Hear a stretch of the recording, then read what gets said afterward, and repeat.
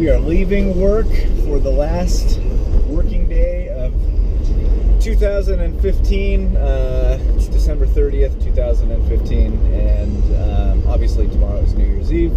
And my wife and I are going to go to the Amy Schumer show at Key Arena in Seattle, so looking forward to that.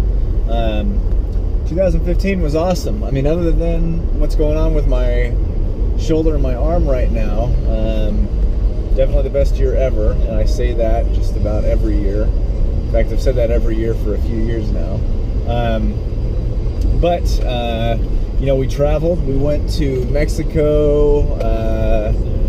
Obviously, we've watched our beautiful daughter grow up into a legitimate toddler now with her own personality and, you know, her own attitude, but in a good way. You know, she's a good kid. So, great year at work.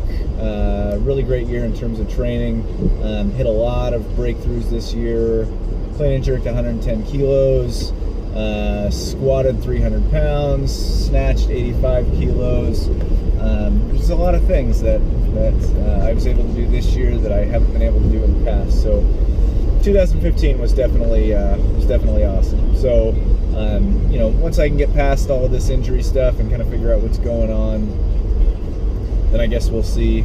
I've been talking to a lot of people on Instagram lately, just in the last few days.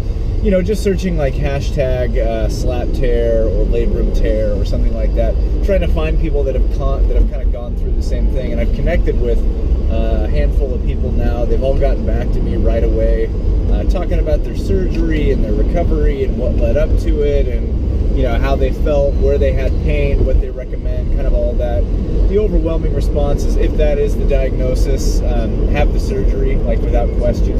A lot of people say that they had, in fact, everybody I think I talked to said that they held it off for a certain amount of time, some just for a few months, and then others for years, that they just try to get by either the non-surgical way or cortisone shots or whatever. You know, the bottom line is, like, I certainly don't want to live in pain for a long time, and I want to be able to do my sport. So, you know, my decision's made, right? If this other doctor says it's positive, then by all means, let's do it. We've got a lot of traveling coming up in the next few months, so obviously don't want to be in a sling for all that. But I'm an avid motorcycle enthusiast too. So we've got a whole nother bit of trips and stuff that are coming up, and the motorcycling in the summer. You know, the way I see it is, like, if I can get surgery to happen sometime around the 1st of February or so, then I can spend those 4 weeks in a sling.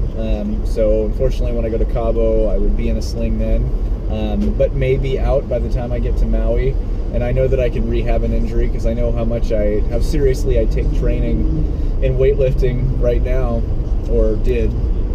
And I know how seriously I take the rehab because, you know, it's in my best interest to get better. So we've got Cabo coming up in February, and then Maui's going to be in March, and so I may be out of the sling by then. Going to Dallas at I think it's the last day of March into the first few days of April, and then Venice Beach coming up in May. Or Venice coming up in May. So there's a lot of trips, but you know, the good news is that if I can get operated on at the end of January or very early February, I'm really only going to be in a sling and kind of be miserable for part of that, only for the first trip likely. Then I can rehab the hell out of it all throughout February, all throughout the end of February and most of March.